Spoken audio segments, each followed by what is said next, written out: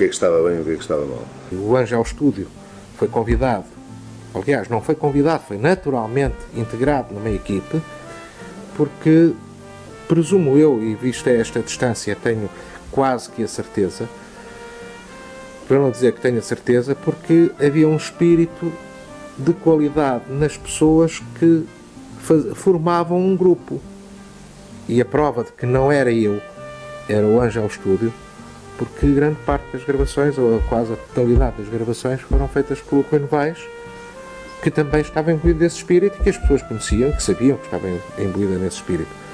E quando as coisas começam assim, têm que correr bem naturalmente, quer dizer, e eu acho que o trabalho correu muito bem, sem problemas, porque os problemas que surgiram e porque já havia essa cumplicidade toda entre as pessoas que se falavam à boca fechada, não é? Os problemas que surgiram deixaram de ser problemas, quer dizer, não havia problema normal, quer dizer, o facto do Zeca não poder descer a escada para entrar no estúdio, que era numa cave, de ter feito uma experiência no Ângelo 2 e não se sentir confortável no estúdio, tudo isso deixou de ser problema, quer dizer, digamos que se montou na entrada bar, que era da entrada bar do Ângelo 1, que se montou ali uma pequena cabine para se gravar voz e ele ali controlar as operações, portanto ele estava a ouvir sempre tudo o que estava a passar no estúdio e estava em permanente comunicação com o estúdio.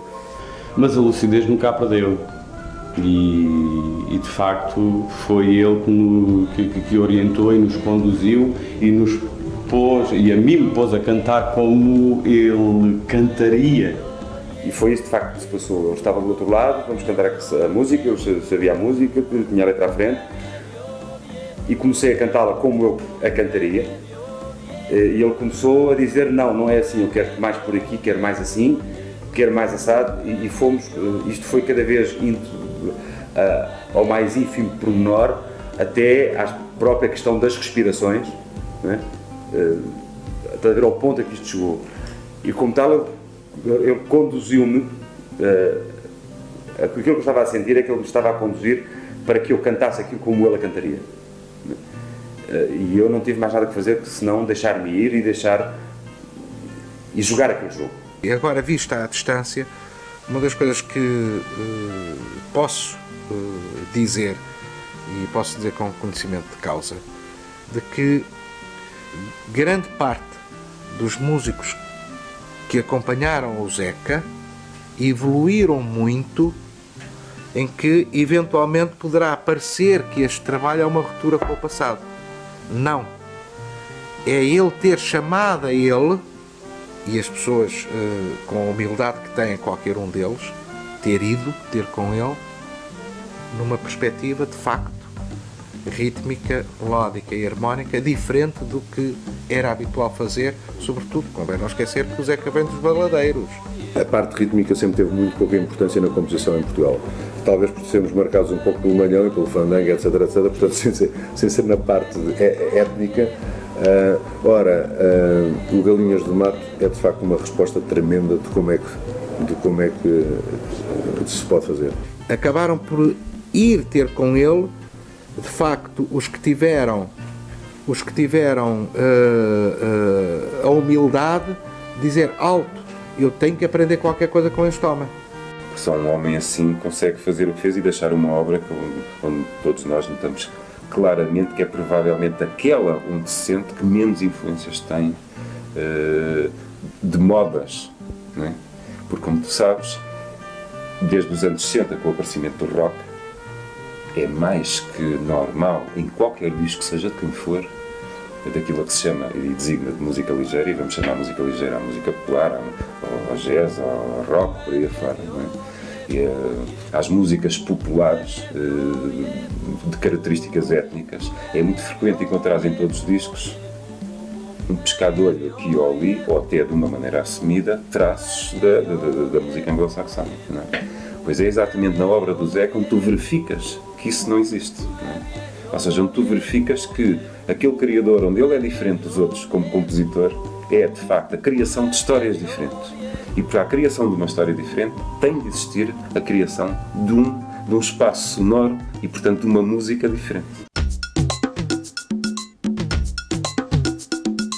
O Galinhas, sobretudo por aquilo que eu disse há pouco, o Zeca já estava num estado de degradação física muito grande, de que toda a gente tinha consciência, a começar por ele próprio. Isto é, havia surdamente a sensação de que era o último disco do Zeca, mas nunca, em nenhuma altura, houve o pano de fundo de que isto era um disco de homenagem ao Zeca, ou era um testamento, ou era de qualquer manifestação pré-póstuma. Nada disso. Eu penso que o testamento dele é toda a obra dele.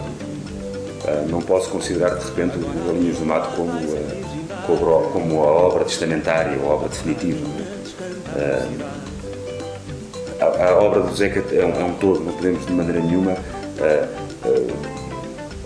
compartimentarizar essa obra, porque temos no risco de isolar as melhores coisas e isolar as piores coisas. Eu penso que o Galinhas do Mato seria um disco que ele faria como um disco de percurso. Eu gostava de insistir mais uma vez na grande firmeza dele de lucidez, sobretudo sobre o aspecto rítmico. Não sei se as pessoas conseguem perceber que este Galinhas do Mato é um tratado rítmico.